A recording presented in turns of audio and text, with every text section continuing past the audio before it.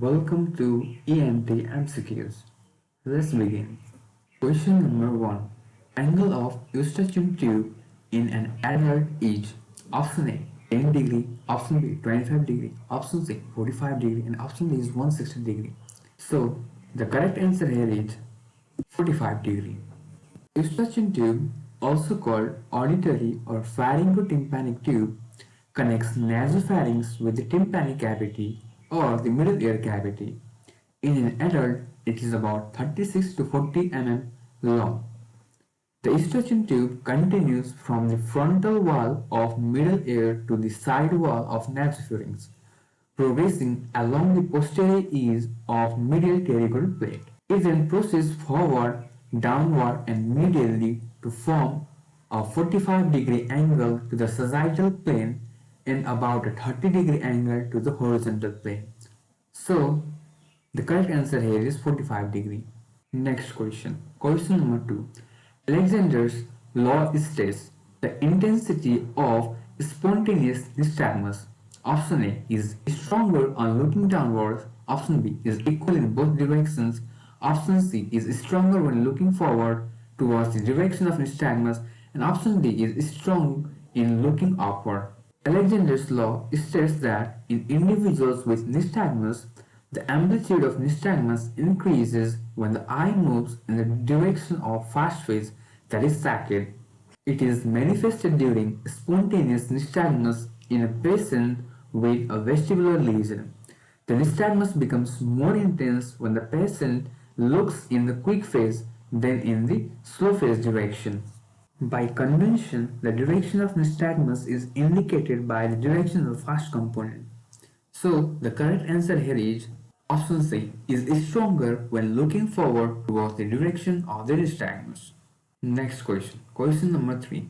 The vertigo of peripheral origin is characterized by all except option A latency of 2 to 20 seconds before onset of nystagmus, option B duration of nystagmus less than 1 minute, option C fatigability with repetitions, and option D is may change in direction with a given head position.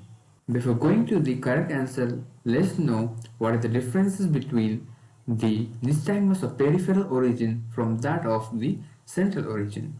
Peripheral nystagmus has a latency of 2 to 20 seconds, whereas central nystagmus has no latency. Duration of peripheral nystagmus is less than 1 minute, whereas that of central nystagmus is more than 1 minute. Direction of nystagmus of peripheral origin is fixed and towards the undermost ear, whereas that of central one, the direction is changing. Peripheral nystagmus is fatigable, whereas that of central nystagmus is non-fatigable. And the peripheral nystagmus has accompanying symptoms of severe vertigo, whereas in central nystagmus there is none or slight vertigo is present. So the correct answer here is option D, with change in direction with a given head position. Next question. Question number 4.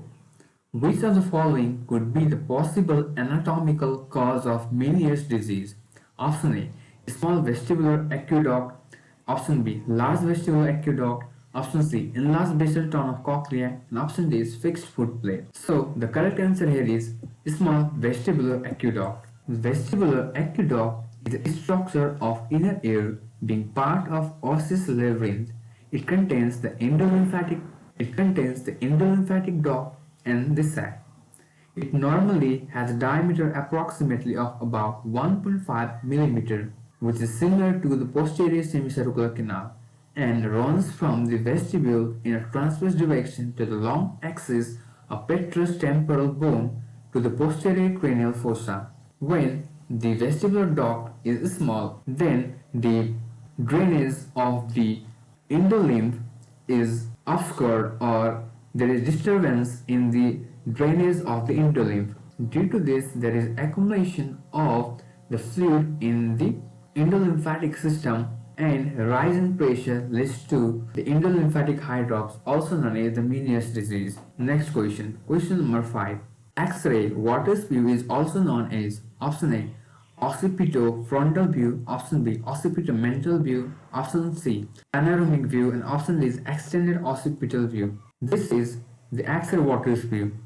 The correct answer here is Occipitomental view.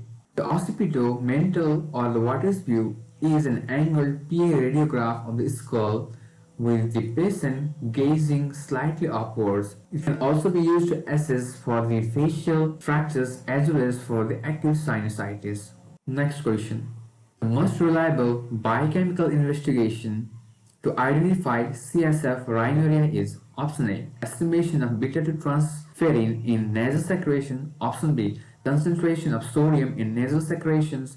Option C. Cell count from the nasal secretions. And option D is glucose estimation in the nasal secretion. So the correct answer here is estimation of beta-2 transferrin in nasal secretions.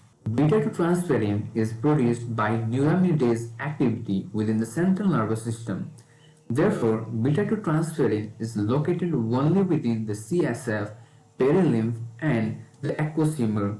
Beta-2 transferrin is currently the single best laboratory test for identifying the presence of CSF in the sinonasal fluid. Thank you.